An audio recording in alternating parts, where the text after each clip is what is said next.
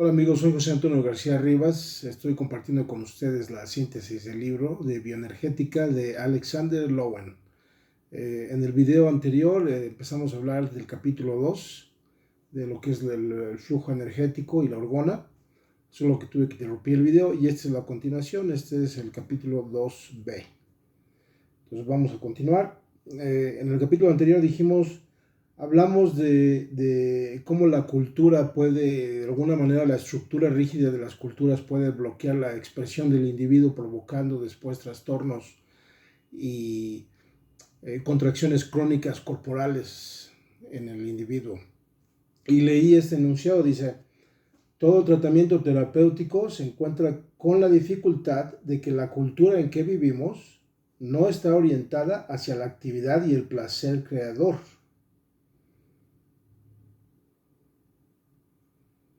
Es decir, la sociedad en general no está todavía desarrollada o no está consciente de la necesidad del individuo de expresarse.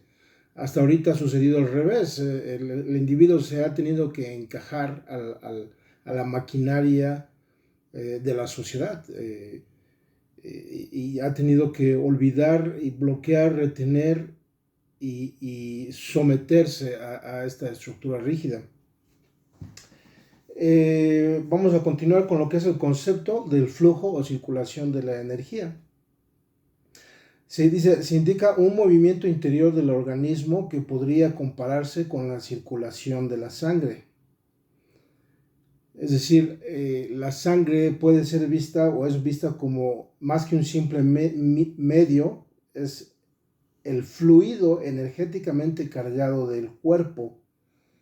Dice, de él le imparte la vida, calor y excitación. Es el mensajero y el representante del eros, por decirlo así. El autor usa la palabra eros porque cuando un individuo, un organismo está excitado, la sangre corre hacia afuera, hacia las extremidades.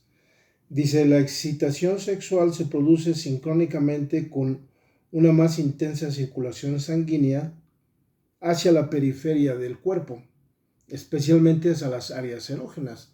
Esto pues, podemos observarlo en sexología, ¿no? Cuando un organismo está excitado y está listo para unirse a otro organismo, pues sí hay una excitación de su cuerpo, ¿no? Hay un movimiento de energía de adentro hacia afuera. Dice, la expansión de la excitación no se limita a la sangre, sino que viaja por todos los fluidos del cuerpo. Hablando desde un punto de vista energético, el cuerpo entero puede considerarse como una única célula, cuya membrana fuese la piel. Es decir, el movimiento interno de un individuo, de un organismo, el flujo de la energía va de adentro hacia afuera y de afuera hacia adentro. Entonces hay como una comunión y un ritmo saludable y natural entre el mundo interior y el mundo exterior. Y digo que eso es saludable porque nosotros somos resultado del ambiente y el ambiente es resultado de nosotros. Hay una comunión y hay una interacción constante. Dice, aquí el libro pasa a hablar sobre un ejemplo de este movimiento de energía que también se da en la emoción de la ira o el enojo, ¿no? Dice que cuando uno se enoja, la energía y la sangre inmediatamente son enviados a la parte alta del cuerpo, dice hacia la cabeza, hacia los ojos, hacia los brazos. Por eso cuando alguien está enojado, o se le ponen los ojos muy rojos cargados de sangre, o los globos oculares se ven muy blancos debido a que el enojo o la ira causa una constricción muscular. Y esta constricción muscular de ira también puede causar un ojo blanco, o sea, la bola del ojo muy blanca o muy marcada, los capilares del ojo muy marcados. Dice, la circulación hacia arriba de la sangre de la excitación puede provocar una emoción completamente distinta cuando sigue diferentes canales, excita diferentes órganos. Dice, el flujo de la ira tiene lugar principalmente a lo largo de la parte posterior del cuerpo. De hecho, aquí sabemos que la ira es, de alguna manera, es una emoción muy fuerte que si se bloquea es básicamente un veneno, ¿eh? No estoy diciendo que la ira sea un veneno. Ninguna emoción es mala. Todas las emociones tienen un porqué, tienen un movimiento, ¿no? Emoción, de hecho, emoción es movimiento. El problema con la ira es que si se bloquea la ira es realmente venenosa, ¿no? Puede quemar literalmente nuestros órganos y nuestro cerebro. Dice, el flujo de la ira tiene lugar principalmente a lo largo de la parte superior del cuerpo, que ya hemos dicho. Y dice, son unas sensaciones que son como una montaña rusa, ¿no? Es una vibración muy fuerte la ira, ¿no? Es algo que se nos invita constantemente a aprender a manejar nuestra ira, no a bloquearla, a manejarla. Dice, el cuerpo de un niño puede verse en el juego constante de movimiento como las olas de un lago, solo que estos movimientos están producidos por fuerzas interiores. Está hablando de cómo la energía en un niño fluye de forma natural, sin bloqueos, ¿no? Vemos a un niño que se enoja, ríe, se contenta, en un solo minuto podemos ver cómo se enoja y se contenta con alguien, ¿no? El niño no se está bloqueando, el niño fluye, hace y se estimula, se inspira y ríe y se pone triste, pero es saludable su flujo de energía.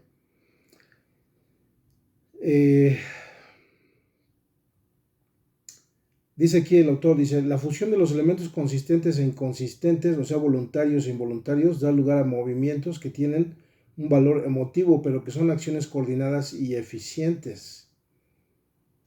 Dice, la vida emocional de un individuo depende de la movilidad de su cuerpo, que es la función de la expansión del flujo, de la excitación a través de él. Las anomalías o trastornos de esta expansión constituyen obstáculos o bloqueos, los cuales se manifiestan en las áreas que reducen la movilidad corporal. Es decir, el flujo de energía en la persona cuando es bloqueada, como dice aquí, cuando hay obstáculos o bloqueos en la función de la expansión, como ya vimos, la energía quiere salir de nuestro cuerpo y quiere entrar a nuestro cuerpo. Cuando tenemos una emoción, por ejemplo, cuando nos alegramos, queremos abrazar, ¿no? Entonces, esa energía se mueve, quiere salir de nuestro cuerpo, o sea, emana de aquí y quiere salir y traspasa esta membrana que llamamos piel, ¿no? Y viceversa, la energía de afuera también nos afecta y entra y nos mueve por dentro, ¿no? El bloqueo de ese dinamismo es lo que el libro está mencionando que provoca anomalías y trastornos en la expansión de energía. Dice, siendo el cuerpo un sistema energético, es natural que esté en interacción con su medio ambiente energéticamente. Además de la energía derivada de la combustión de los alimentos, el individuo se excita o carga en virtud del contacto con fuerzas positivas. Aquí el autor nos está diciendo que, pues, básicamente, como ya había dicho yo antes, la energía exterior también nos afecta. O sea, está hablando, cuando nosotros conocemos a un individuo entusiasta, pues nos hace vibrar también, ¿no? Una persona que está sana y saludable y tiene un propósito en la vida y se cuida a sí misma y vibra de vida y queremos estar cerca de ella y nos carga, o sea, literalmente nos carga de energía a esa persona. Dice, una persona más cargada es más resistente a las influencias negativas. Claro, cuando estamos cargados de energía positiva. Y al mismo tiempo constituye una influencia positiva para los demás, especialmente cuando la excitación fluye libre y plenamente por todo su cuerpo. Estos individuos son una bendición, es una alegría estar con ellos y todos lo sentimos intuitivamente. Bueno, aquí acaba el tema sobre carga y recarga, carga, descarga, circulación y movimiento. Entonces ahora vamos a entrar en el tema que se llama Tú eres tu cuerpo, que es un tema muy interesante.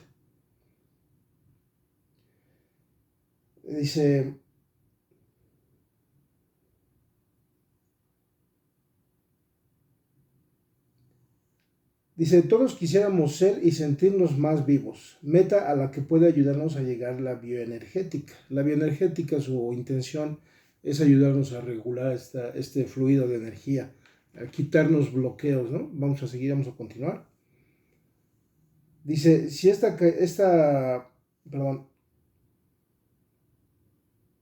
dice aquí el autor vuelve a indicar, la ira produce tensión y como hemos visto, una carga en la parte superior del cuerpo en la que están situados los órganos principales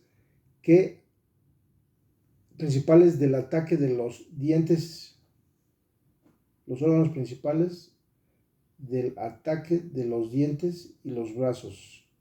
Ok, perdón por estas pausas, a veces, como este es un libro traducido del inglés al español o no sé qué otro idioma, a veces la lógica del español es un poco confusa, pero dice que la ira carga aquellos órganos o aquellas partes de nuestro cuerpo que nos preparan para el ataque o la huida. Dice,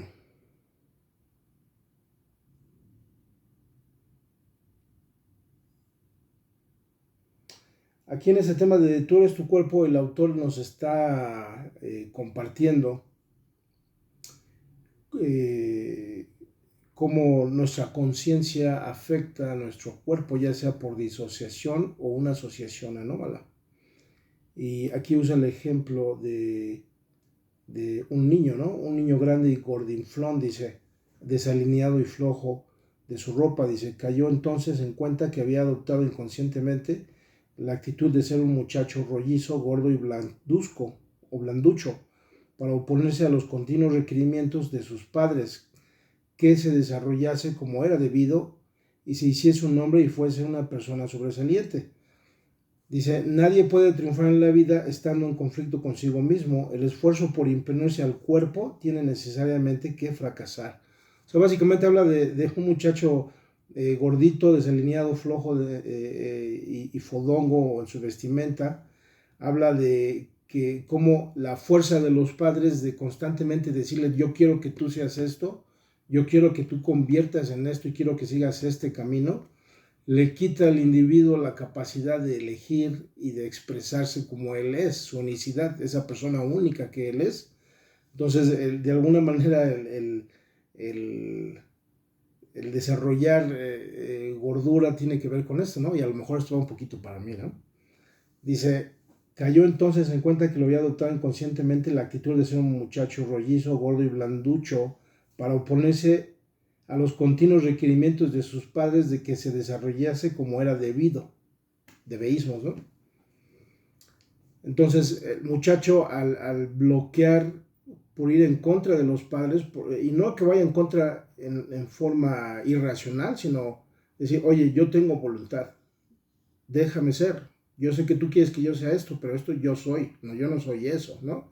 Que es algo común en nuestras familias que a veces obligan a los hijos a seguir ciertos caminos o ciertas estructuras de lo que significa éxito, ¿no?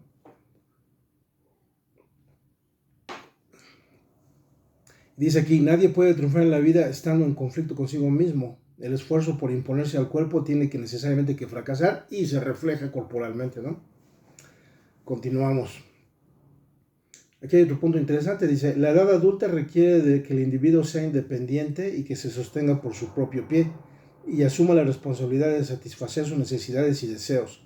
Pero las personas que padecen este conflicto interno, el esfuerzo por ser independientes y responsables se va debilitando y minando, es una especie de sabotaje por deseos inconscientes de que lo mantengan y atiendan.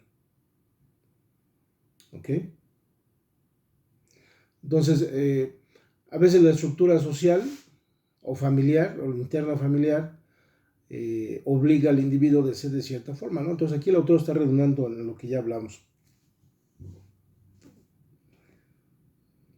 Dice aquí que el conflicto entre la expresión natural del individuo y en la estructura social, dice, surge el conflicto cuando no se permite expresarse libre y plenamente el carácter travieso y juguetón de un niño.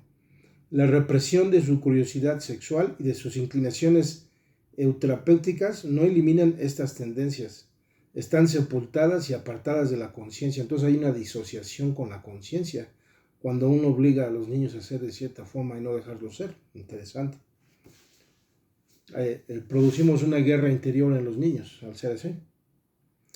Dice, los valores infantiles no se han integrado en su personalidad, sino que están aislados y enquistados como cuerpos ajenos e intrínsecos al ego. O sea, literalmente, esto es lo que en psicología se llama introyección, ¿no? Cuando a un niño le dices que haga algo o sea de una forma y no le dices ni por qué, es que tú debes ser así, es que las niñas no hacen esto y es que los hombres no.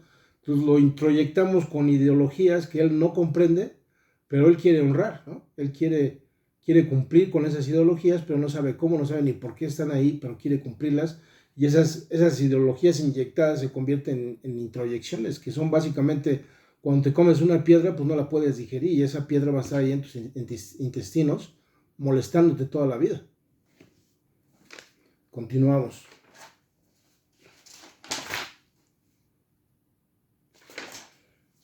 Ok. Aquí el individuo está mostrando un diagrama de las capas naturales de una persona que va creciendo desde infante, niño, muchacho, joven a adulto. Pero se las muestro a ver si las pueden ver. No sé si se ve claro ahí.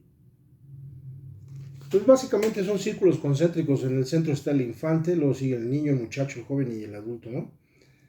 Dice, si se reprime y aísla y obstaculiza cualquier estrato hasta que cualquier experiencia, la personalidad está en conflicto y por lo tanto limitada. En la figura siguiente mostramos el diagrama esquemático de estas capas o estratos. Y explica cada estrato. Dice, el infante simboliza el amor y el placer. El niño, creatividad e imaginación. El muchacho o muchacha, diversión y entretenimiento. Y el joven, romance y aventura. Y adulto, realidad y responsabilidad. Cada etapa del individuo pues tiene su gracia, ¿no? Y puede ser bloqueada o deformada conforme va creciendo. Dice, entonces aquí el autor empieza a darnos una perspectiva de las energías dentro del individuo y empieza a hablar de esta unidad que es el individuo, que es el organismo, y dice, la conciencia no es una unidad separada o aislada de la personalidad, sino una función del organismo, un aspecto del cuerpo viviente. Es decir, la psicología, la conciencia están integradas con el cuerpo, ¿no? De hecho, como habíamos platicado en el video anterior, somos una unidad y se puede ver como cuerpo, alma y espíritu, y en esos tres hay un flujo de energía.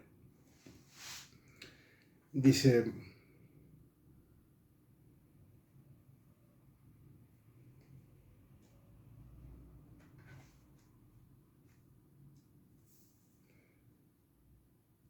el niño cuando va creciendo crea en su mente un mundo libre. Dice, como no le molesta ningún sentido estructurado de la realidad, su imaginación es libre, o sea, no está atrapado en su mente, es libre, ¿no? Claro, tenemos que tomar en cuenta que un niño todavía no se desarrolla en adulto, entonces estamos hablando de las características positivas de la niñez, ¿no? Porque también un niño, no es que tenga características negativas, sino que un niño pues todavía es inocente y todavía es berrinchudo, pero tiene esa, nos muestra y nos ejemplifica esa grandeza de la niñez, ¿no? De ser libres y podernos expresar. Dice, yo opino que la niñez termina cuando el individuo ha formado una imagen articulada y coherente de su mundo. Dice, el más elevado y grado de excitación del juego de los muchachos y las muchachas en que los niños más pequeños, lo cual también explica los sentimientos de alegría que experimentan en este periodo de la vida, ¿no? Ese es otro punto importante. Cuando un individuo no tiene tantos bloqueos, pues puede experimentar más alegría, más entusiasmo de su vida. Ok, el individuo consciente de las conductas se pierde contar los sentimientos del amor. Okay. Dice, sin embargo, se pierde contacto con los sentimientos del amor y apego que conoció cuando era infante, con la imaginación creadora del niño, con la tendencia a los juegos y a la diversión de los años siguientes y el espíritu de aventura y romance que caracterizó su juventud. Será una persona estéril, enteca y rígida. El adulto sano es a la vez infante, niño, muchacho y joven. Yo personalmente estoy un poco de desacuerdo en que a la persona adulta todavía se le vean características de niño, porque pues eso es una dualidad, ¿no? O eres adulto o eres joven. Yo creo que mejor explicado podría ser que en una salud mental es reconocer aquellos aspectos de gracia o de primera naturaleza cuando éramos niños. La capacidad de poder estar alegres, ¿no? Ya ves, cuando estamos adultos tenemos tanta carga del pasado y de lo que debió ser y lo que hicimos mal y eso nos va minando, ¿no? Entonces, bioenergética de algún modo te ayuda a recuperar esa inocencia, ¿no? Pero sin perder la experiencia de adulto. Entonces, más bien yo creo que la bioenergética te ayuda a ser un adulto más libre, más nivelado, más regulado en todo tu ser corporal.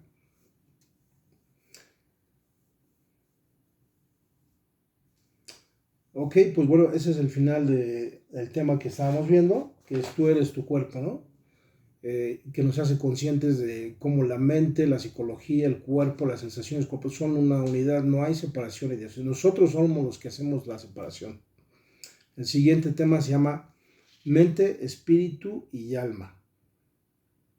Dice aquí el autor, comienza el tema, dice, yo estimo que el problema consiste en que aceptamos teóricamente que el concepto de unidad, pero luego no aplicamos a nuestra vida diaria. Se nos escapa el hecho de que la experiencia es un fenómeno corporal. Es decir, lo que está intentando el autor de decirnos que la salud mental se logra a través de la conciencia de que estamos integrados en el universo, que no estamos separados, que el espíritu, el alma, la mente y el cuerpo es una sola cosa. Y dice él, el problema teórico, ¿no? A veces en la observación de la naturaleza y todas estas personas que escriben estos libros, a veces en la maraña de palabras y de teorías se pierde el concepto y se empiezan a disasociar las diferentes plataformas filosóficas. Ok, continuamos. Dice, el conocimiento se convierte en entendimiento cuando va asociado al sentimiento. Solo una comprensión profunda cargada de un valor emocional fuerte es capaz de modificar los patrones estructurales de la conducta. Es decir, el verdadero cuando realmente se completa el entendimiento es cuando va asociado con el sentimiento. Es decir, yo voy por la vida ya sea absorbiendo información de diferentes fuentes, de internet, de un libro, de una persona, de un árbol, de un parque. Estoy constantemente recibiendo información y energía del exterior, constantemente. Y puedo entender esa información, un verdadero entendimiento, cuando estoy consciente de las sensaciones de esas energías, como la brisa del mar, por ejemplo, ¿no? Hay una película que se llama Mente Indomable, que habla mucho de esto, que luego les comparto ahí en los comentarios. Entonces, cuando no es lo mismo leer sobre el mar que ir al mar, ¿no? Ahora, no estoy diciendo que no leamos, ¿no? Estamos hablando de integrar, ¿no? Entonces, es bueno leer sobre el mar, es bueno experimentar el mar, pero es mucho mejor hacer ambos. ¿Me entienden? Ok, ahí vamos. Dice, en los libros anteriores he explorado el problema de la mente y cuerpo con alguna profundidad. Aquí solo quiero indicar ciertas funciones mentales que tienen gran importancia para la bioenergética. En primer lugar, la mente ejerce una función directiva sobre el cuerpo. Bueno, aquí ya se empieza a describir las funciones entre las diferentes etiquetas o divisiones que se han hecho del individuo. Espíritu, alma y cuerpo, ¿no? Dentro del cuerpo tenemos el alma, que es la mente, es como el software. Y el cerebro, de alguna manera, es la parte directiva del cuerpo. Pero en realidad, la mente es todo el cuerpo. O sea, todas las terminaciones nerviosas que salen de la columna, de las entrañas, se esparcen por todo el cuerpo. O sea, no podemos disasociar mente y cuerpo, es una sola unidad. Pero para poderlo entender, pues sí necesitamos ver diferentes partes, ¿no? Y como dice aquí, la mente es la función directiva del cuerpo, ¿no? Es la computadora biológica, por decirlo así. Por cierto, el cerebro no puede sentir. Ok. Entonces, cuando el autor dice que la mente es la función directiva del cuerpo, nos revela que cuando nosotros voluntariamente tomamos una decisión de movimiento corporal, hay un flujo de energía. O sea, literalmente nosotros podemos dirigir la energía, tanto de nuestro cuerpo como la energía se dirige a nosotros, que también está interesante. Es como si cuando una persona se dirige a mí, es el universo dirigiéndose a mí. Dice, para poder comprobar esto, el autor nos pide que hagamos un ejercicio. Déjales muestro la foto, a ver si la pueden distinguir. O Ajá. Ve una persona ahí poniendo sus manos en forma opuesta.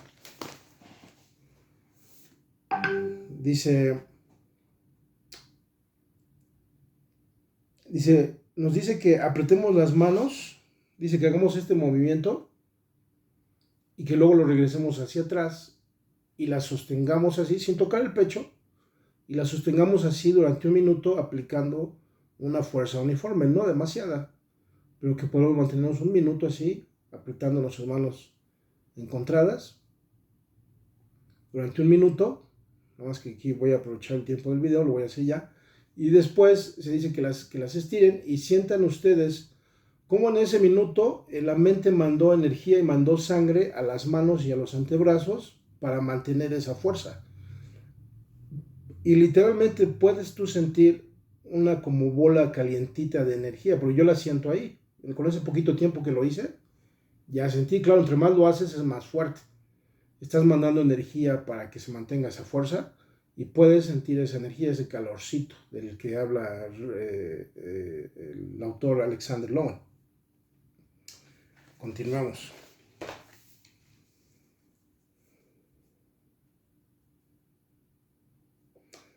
Aquí el autor identifica una de las situaciones que nos disasocian o nos dividen, nos fracturan como individuos. Dice, así pasa, dice, está hablando de la disociación de conciencia y cuerpo y dice, cuando el individuo se separa o disocia su percepción consciente del cuerpo, puede quedar despersonalizado o proceder las tontas y a las locas, sin freno, y abandonando todo intento de recuperar el propio dominio. Bueno, aquí la otra es una expresión que no me es muy común, pero yo lo entiendo como cuando el individuo se separa, es decir, cuando ha aprendido a disasociarse de su cuerpo, que nos pasa a muchos. Yo humildemente también acepto que necesito trabajar en eso y poder volverme a conectar con mi cuerpo, que es como lo hace un niño. Un niño fluye perfectamente en todas sus sensaciones, en todos sus sensores de calor, de suavidad, de ternura, de fuerza, ¿no? Él fluye y su mente está conectada con todo eso. Y cuando empieza esa disasociación en los adultos, es cuando hay problemas, ¿no? Por ejemplo, yo tengo que estar consciente de mi cuerpo, que a veces me paso mucho tiempo leyendo y puedo estar sintiendo hormigueo en las piernas y no lo escucho. Entonces me estoy disasociando de mi cuerpo, que se va a convertir en una rigidez crónica en mi cuerpo. Entonces necesito tomar conciencia de eso, ¿eh?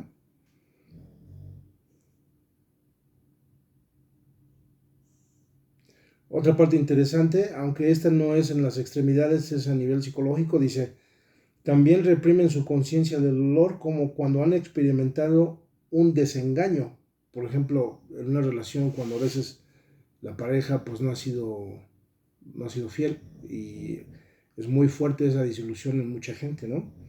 Dice, han experimentado un desengaño porque no pueden tolerar el sufrimiento. Entonces, el dolor literalmente en el plexo solar o en el corazón, cuando hay una desilusión o lo que se llama un corazón roto, el individuo trata de defenderse o trata de protegerse de ese dolor tan intenso, ¿no? Entonces la única manera de poder alejarse de ese dolor, entre comillas, porque no te puedes alejar, pero inconscientemente nos alejamos de ese dolor, que no queremos sentir ese dolor del corazón, no lo queremos sentir. Entonces hay una disasociación del ego con el cuerpo y eso es lo que trae problemas, ¿no?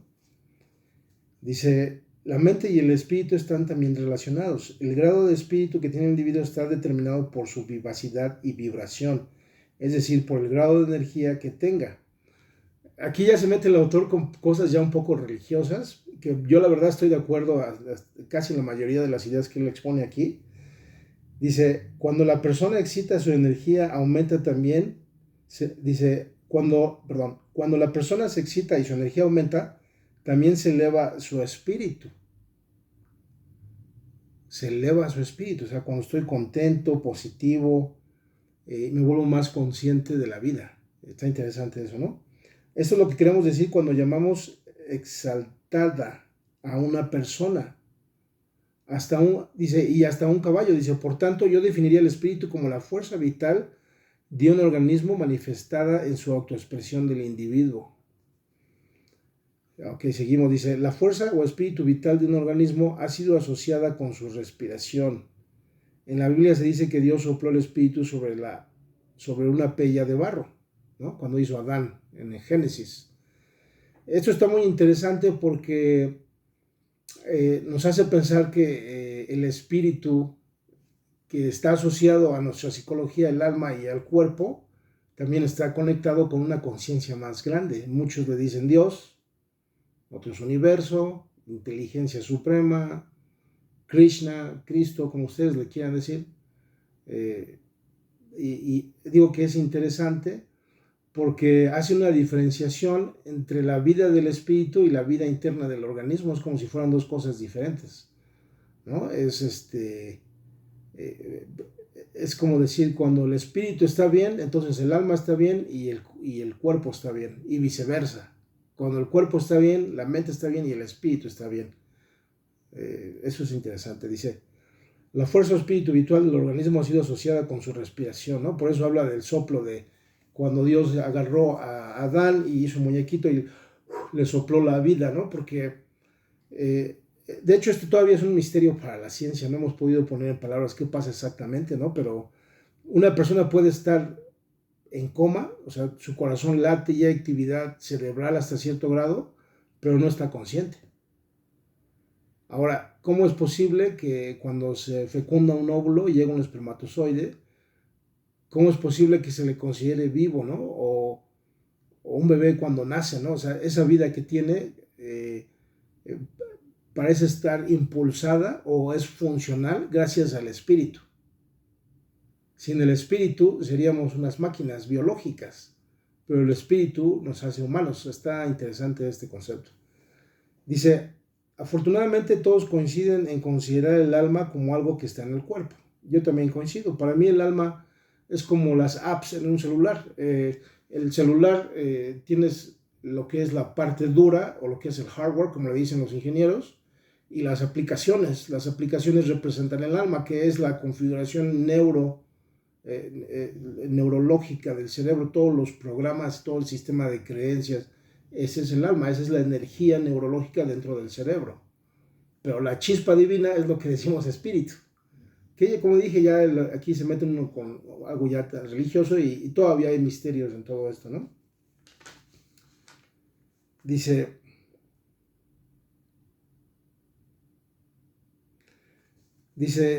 afortunadamente todos coinciden, como ya os he dicho, en considerar el alma como algo que está en el cuerpo hasta la muerte. Ignoro lo que ocurre con ella en el momento de la muerte y después, pero es un problema que no me inquieta, porque mi interés fundamental se concentra en el cuerpo mientras vive. O sea, aquí el autor Alexander Lowen ya nos está dando una entrada que pues para él todavía es un misterio las cosas del espíritu y del alma. Pero sí el bioenergética está más enfocada a la parte corporal del individuo, ¿no? Todas las proyecciones corporales del alma, por decirlo así.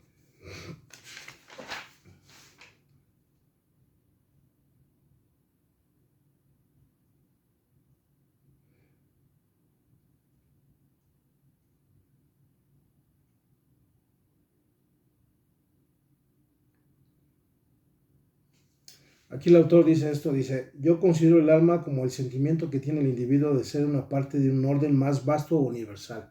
O sea, el alma como la unidad, como una unidad del universo, así como una moneda tiene la unidad que es el peso en el caso de México, o el dólar en Estados Unidos, que es la unidad, así nosotros colectivamente como parte del universo somos una unidad, dice, o una colección de unidades que forman una unidad más grande. Dice, el sentimiento que tiene el individuo de ser una parte del orden, de un orden más vasto o universal. Dice, este sentimiento debe surgir de la experiencia real de formar parte con el universo o de estar relacionado de alguna manera vital o espiritual con él. Empleo el adjetivo espiritual no en su significado abstracto o mental, sino como espíritu pneuma. Por cierto, en la Biblia, la palabra espíritu, por ejemplo, en el libro de Gálatas, la palabra espíritu fue escrita en griego como pneuma, que significa aire. Dice, como pneuma o energía vital. Pneuma, la energía vital, ¿no? Es lo que realmente nos hace vivos, es el espíritu, según esto.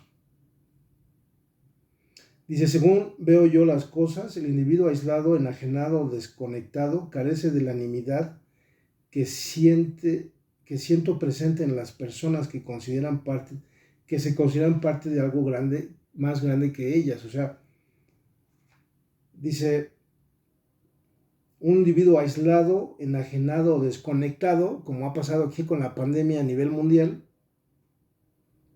carece de la animidad que siento presente en las personas que se consideran parte de algo más grande. O sea, como por ejemplo, hay personas que, con todo respeto a los ateos, pero, y no digo que los ateos no se depriman o que los religiosos no se depriman, todos reciben de vez en cuando depresión, pero sí observo yo también las personas que que están conectadas a esa conciencia más expandida tienden a ser más entusiastas, de mayor energía. Y la podemos perder por situaciones de la vida, pero sabemos en el fondo que ahí está, ¿no? Yo creo que la tengo.